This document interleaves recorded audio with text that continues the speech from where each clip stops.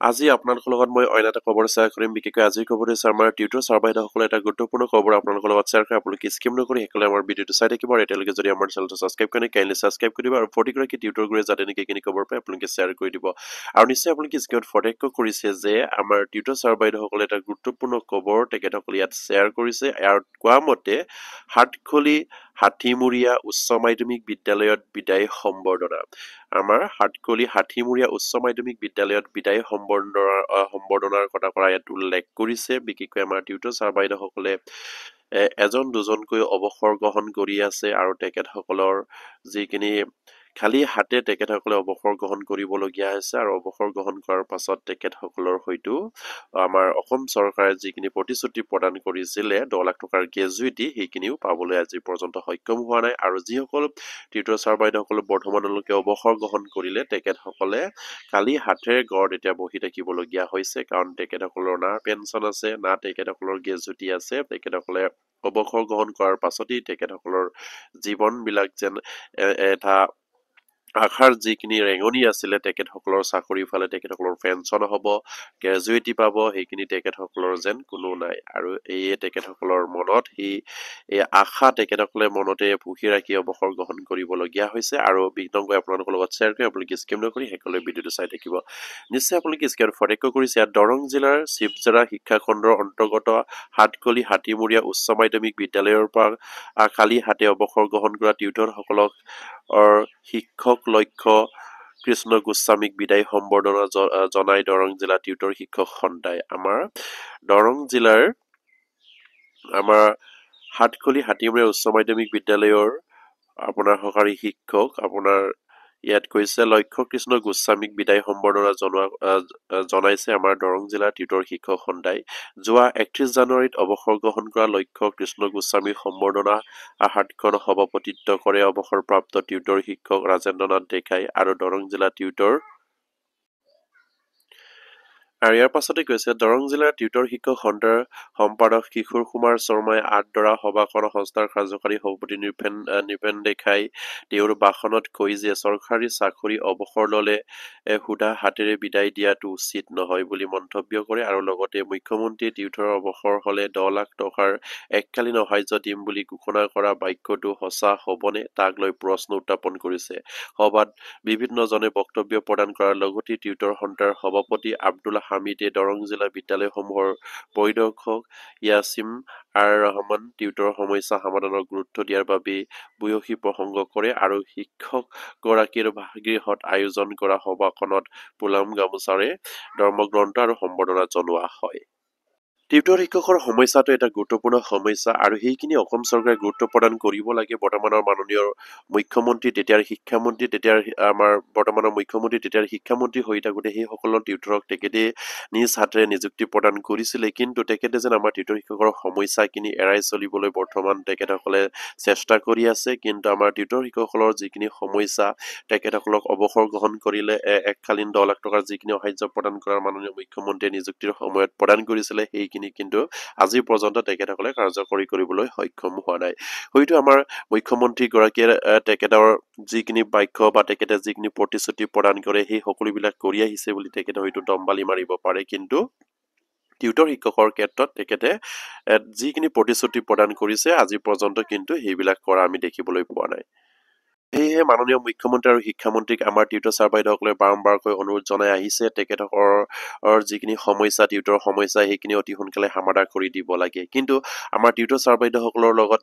যেতিয়া আন্দোলন দিয়ে তেতিয়া আমাৰ শিক্ষামন্ত্ৰীগৰাকী এটা নাটক স্বৰূপে তেখেতসকলৰ লগত আলোচনাত মিলিত হৈ কিন্তু আলোচনাবিলাক কেৱল আলোচনাত সীমাবদ্ধ হৈ থাকে যোৱা 26 ডিচেম্বৰ তাৰিখে আমাৰ যিসকল সদৌ অসম সন্মিলিত টিউটৰ মঞ্চৰ 3টা সন্থা লগ লাগি এটা সদৌ অসম সন্মিলিত টিউটৰ মঞ্চ গঠন কৰিছে তেখেতসকলৰ জৰিয়তে এটা গুৰুত্বপূৰ্ণ আন্দোলনৰ সিদ্ধান্ত লৈছিলে দিছপুৰ চলো কাৰ্যসূচী আৰু সেই দিছপুৰ চলো কাৰ্যসূচীত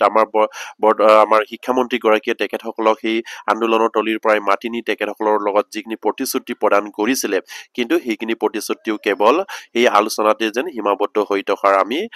বৰ্তমান ঠিক সেইদৰে যেন অনুমান কৰিব লাগিছে কাৰণ যিহেতু আমাৰ শিক্ষামন্ত্ৰীগৰাকীয়ে সেইসকল আন্দোলনকাৰী আমাৰ যিসকল টিউটৰ ছাৰ বাইদেউসকলৰ বিষয়ববীয়া আছিলে তেখেতসকলক প্ৰতিশ্ৰুতি প্ৰদান কৰা মতে তেখেতসকলক অতি সোনকালে কেবিনেটত সিদ্ধান্ত কৰি টিউটৰ শিক্ষকসকলৰ সমস্যাখিনি সমাধান কৰিম আৰু তেখেতসকলক সমকামৰ সমবেতন প্ৰদান কৰাৰ প্ৰতিশ্ৰুতি প্ৰদান কৰিছিলে আৰু তেখেতসকলক যিসকলৰ DLED আছে DLED টকাখিনি শিক্ষকসকলে উন্নতি কৰাৰ কাৰণে তেখেতসকলৰ প্ৰচেছ কৰাৰ চেষ্টা কৰিম বুলি কৈছিলে আৰু তেখেতসকলে আমাৰ সেই টিউটৰ শিক্ষক সন্থাৰ বিষয়ববীয়াসকলক মাননীয় মুখ্যমন্ত্ৰীৰ লগত লগ কৰাই তেখেতসকলৰ সমস্যাৰাজিৰ বিষয়ে আৰু 10 লাখ টকাৰ গ্ৰেজুৱেটিৰ বিষয়ে আলোচনা কৰাৰ আৰু সিদ্ধান্ত কৰাৰ এটা সুযোগ প্ৰদান কৰিম বুলি কৈছিলে কিন্তু আজি পৰ্যন্ত কিন্তু মাননীয় শিক্ষামন্ত্ৰীগৰাকী আমাৰ সেই টিউটৰ শিক্ষকসকলক দিয়া প্ৰতিশ্ৰুতিখিনি পূৰণ কৰিবলৈ সক্ষম নহল আৰু সেয়েহে আমাৰ অসম চৰকাৰৰ বিশেষকৈ আমাৰ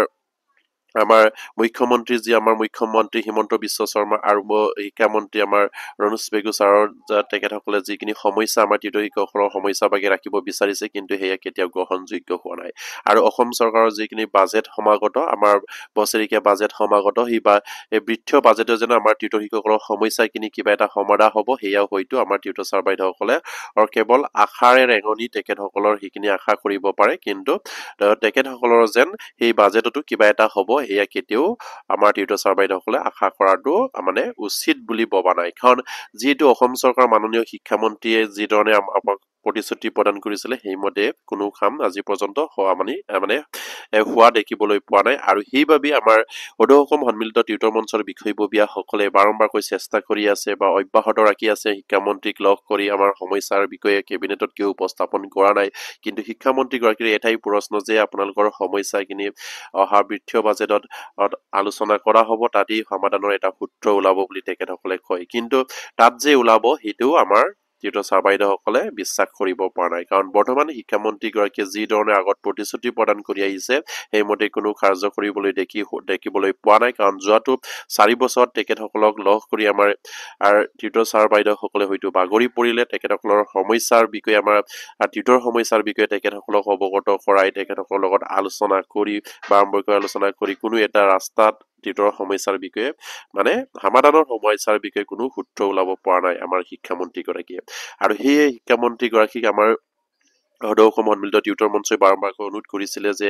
মুখ্যমন্ত্ৰীক লগ কৰাব লাগে কিন্তু সেইখিনি প্ৰতিশ্ৰুতি আজি পৰ্যন্ত আমাৰ শিক্ষামন্ত্ৰীগৰাকীয়ে পালন কৰিবলৈ সক্ষম হোৱা নাই আৰু সেই শিক্ষামন্ত্ৰীগৰাকীৰ পৰা আমাৰ টিউটৰ ছাৰ বাইদেউসকলে কি আশা কৰিব পাৰে সেই আমাৰ সদৌ অসম সন্মিলিত টিউটৰ মঞ্চৰ যিসকল বিষয়ববী আছে তেখেতসকলে এবাৰ ভাবি চাব লাগে কাৰণ আমাৰ শিক্ষামন্ত্ৰীগৰাকীয়ে যিধৰণে আলোচনাত মাতে আলোচনাতে কেৱল সীমাবদ্ধ আমাৰ সমস্যাবিলাক কিন্তু কাগজে পত্ৰৰে বা আপোনাৰ অফিচিয়েলি এইখিনি প্ৰচেছ এতিয়ালৈকে কোনো আগবাঢ়ি দিবলৈ দেখিবলৈ পোৱা নাই আৰু সেইবাবেই আমাৰ সদৌ অসম সন্মিলিত টিউটৰ মঞ্চৰ বিষয়ববীয়াক মই বিশেষকৈ অনুৰোধ কৰিম আপোনালোকে আমাৰ শিক্ষামন্ত্ৰীগৰাকীৰ বাচ্য অনুসৰি তেখেতৰ যিখিনি মিঠা বাক্য সেইবিলাক তেখেতসকলৰ যিখিনি প্ৰতিশ্ৰুতি সেইখিনিকে আশা কৰি নাথাকি আপোনালোকৰ পৰৱৰ্তী পৰ্যায়ৰ যিখিনি পদক্ষেপ এয়া সিদ্ধান্ত ল'লে আমাৰ টিউটৰ ছাৰ বাইদেউসকলৰ কাৰণে উপকৃত হ'ব বুলি মই ভাবোঁ আৰু সেয়াই আমাৰ প্ৰতিগৰাকী টিউটৰ ছাৰ বাইদেউসকলো সজাগ হৈ থাকিব লাগে যিহেতু অসমৰ মাননীয় মুখ্যমন্ত্ৰী আজি পৰ্যন্ত আমাৰ টিউটৰ ছাৰ বাইদেউসকলক লগ দিয়া নাই সেয়াও এটা ডাঙৰ প্ৰশ্ন আৰু সেইবাবে মাননীয় মুখ্যমন্ত্ৰীক লগ কৰিবলৈ আপোনালোকে চেষ্টা অব্যাহত ৰখাটো আপোনালোকৰ কাৰণে খুবেই এটা দৰকাৰী আৰু মাননীয় মুখ্যমন্ত্ৰীয়ে যিদিনালৈকে লগ নকৰে সেইদিনালৈকে যেন আমাৰ টিউটৰ শিক্ষকৰ সমস্যাখিনি সমাধান নহয় এয়া যেন এটা ইংগিত দিছে মাননীয় মুখ্যমন্ত্ৰীয়ে এয়া আমাৰ অনুমান হৈছে আৰু সেইকাৰণে আমাৰ প্ৰতিগৰাকী সদৌ অসম সন্মিলিত টিউটৰ মঞ্চৰ বিষয়ববীয়াসকলে মাননীয় মুখ্যমন্ত্ৰীক লগ কৰাৰ প্ৰচেষ্টা কৰক আৰু যিহেতু আমাৰ অসম চৰকাৰৰ বৃদ্ধ বাজেট সমাগত আৰু সেই বাজেট অধিৱেশনৰ আগতে আপোনালোকে এটা জোৰদাৰ এটা আন্দোলনৰ সিদ্ধান্ত লওক আৰু অন্যথা আমাৰ সমস্যা বাগি থাকি যাব আৰু সেইবাবেই আমাৰ সমস্যাটো যাতে নেকি সেই বছৰো সমস্যা বাগি থাকিব নালাগে সমস্যাটো কিঞ্চিত পৰিমাণ হ'লেও এইবাৰ আগবাঢ়ি যাব লাগে বা আমাৰ সমস্যাটো সমাধানৰ এটা সুসূত্ৰ ওলাব লাগে বুলি মই ভাবোঁ আৰু সেইবাবে প্ৰতিগৰাকী টিউটৰ ছাৰ বাইদেউসকলক এটা অনুৰোধ কৰিম আপোনালোকৰ বিষয়ববীয়াসকলক যোগাযোগ কৰি তেখেতসকলক আহ্বান জনাওক যে অতি সোনকালে এটা গুৰুত্বপূৰ্ণ পদক্ষেপ লওক যিটো পদক্ষেপৰ জৰিয়তে মাননীয় মুখ্যমন্ত্ৰীয়ে আপোনালোকক লগ কৰাৰ সিদ্ধান্ত গ্ৰহণ কৰে আৰু আপোনালোকৰ সমস্যাখিনি সমাধান কৰাৰ প্ৰচেছ কৰে সেয়ে আপোনালোকে চেষ্টা অব্যাহত ৰাখিব অন্যথা হয়তো অহাৰ যিখিনি আমাৰ বৃদ্ধ বাজেট সেই বাজেটতো যদি টিউটৰ শিক্ষকসকলৰ কাৰণে একো নহয় তেনেহ'লে আৰু সেই বছৰো ঠিক তেনেকৈ উখলি যাব আগৰ বছৰবিলাকত যিদৰে উখলি গ'ল আৰু সেয়া যাতে নেকি নহওক আপোনালোকে চেষ্টা অব্যাহত ৰাখক আৰু বাজেট অধিৱেশনৰ আগতে অতি সোনকালে আপোনালোকৰ যিখিনি কাৰ্যসূচী বা আপোনালোকে যিখিনি প্ৰেছ মিটত আপোনালোকে যিটো ঘোষণা কৰিছিলে 15 ফেব্ৰুৱাৰীলৈকে আপোনালোকে চৰকাৰৰ সময়সীমা দিছে মাননীয় শিক্ষামন্ত্ৰী আৰু মুখ্যমন্ত্ৰীক, কাৰণ আমাৰ সমস্যাখিনি সমাধান কৰাৰ সেই 15 ফেব্ৰুৱাৰীৰ ভিতৰত যদি তেখেতসকলে কোনো এটা সিদ্ধান্ত নলয় তেনেহ'লে আপোনালোকে 14 ফেব্ৰুৱাৰীৰ পৰা গুৰুত্বপূৰ্ণভাৱে আন্দোলনৰ সিদ্ধান্ত গ্ৰহণ কৰিছিলে আৰু সেয়া নিশ্চয়কৈ আপোনালোকে সেই আন্দোলনেই কৰিব লাগিব, কাৰণ এই 15 ফেব্ৰুৱাৰী তাৰিখৰ ভিতৰত যেন মাননীয় মুখ্যমন্ত্ৰী আৰু শিক্ষামন্ত্ৰীয়ে যেন আমাৰ বিষয়ে কিবা এটা সিদ্ধান্ত গ্ৰহণ কৰিব, সেয়া হয়তো আমি আশাত বহি ৰাখিব লাগিব, কাৰণ এতিয়ালৈকে অসম চৰকাৰ সেইখিনিৰ বিষয়ে কোনো হয়তো আমি সুসূত্ৰ জানিবলৈ পোৱা নাই, আৰু সেইবাবে আপোনালোকে অসম চৰকাৰক যিধৰণে সময়সীমা বান্ধি দিছিলে সেইমতে যদি নহয় তেনেহ'লে আপোনালোকে নেক্সট পৰ্যায়ত 14 ফেব্ৰুৱাৰী তাৰিখে আন্দোলনৰ এটা সিদ্ধান্ত ল'ব বুলি আপোনালোকে প্ৰেছ মিটত কৈছিলে, আৰু সেইমতে হয়তো আপোনালোকে সিদ্ধান্ত ল'ব লাগিব। আৰু প্ৰতিগৰাকী টিউটৰ ছাৰ বাইদেউসকলে যাতে নেকি সজাগ হৈ থাকক, আৰু মাননীয় মুখ্যমন্ত্ৰী আৰু শিক্ষামন্ত্ৰী যেন যাতে নেকি আমাৰ টিউটৰ শিক্ষকসকলৰ বিষয়ে সুদৃষ্টি ডাকে আৰু সুদৃষ্টি উদয় হৈ তেখেতসকলৰ সমস্যাখিনি সমাধান কৰা এটা পথ নলয়, আৰু অতি সোনকালে যেন আমাৰ টিউটৰ শিক্ষকসকলে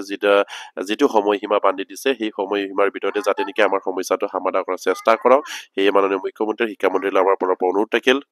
আৰু প্ৰতিগৰাকী টিউটৰ ছাৰ বাইদেউসকলে সজাগ হৈ থাকক, যাতে নেকি আমাৰ কেন্দ্ৰীয় কমিটিয়ে যিটো সিদ্ধান্ত ল'ব সেই সিদ্ধান্তত আপোনালোকে তেখেতসকলে যেতিয়াই গ্ৰহণ কৰিব সেই গ্ৰহণ কৰাৰ সময়তে আপোনালোকে যাতে নেকি সেই সিদ্ধান্তত অংশগ্ৰহণ কৰিব পাৰে, সেয়ে আপোনালোকে সজাগ হৈ থাকক। আৰু প্ৰতিগৰাকী টিউটৰ ছাৰ বাইদেউসকলক সেইখিনি আপোনালোকে শ্বেয়াৰ কৰক, আৰু প্ৰতিগৰাকী টিউটৰ ছাৰ বাইদেউ যাতে নেকি আগতীয়াকৈ গম পাই থাকক, কাৰণ অলৰেডি আমাৰ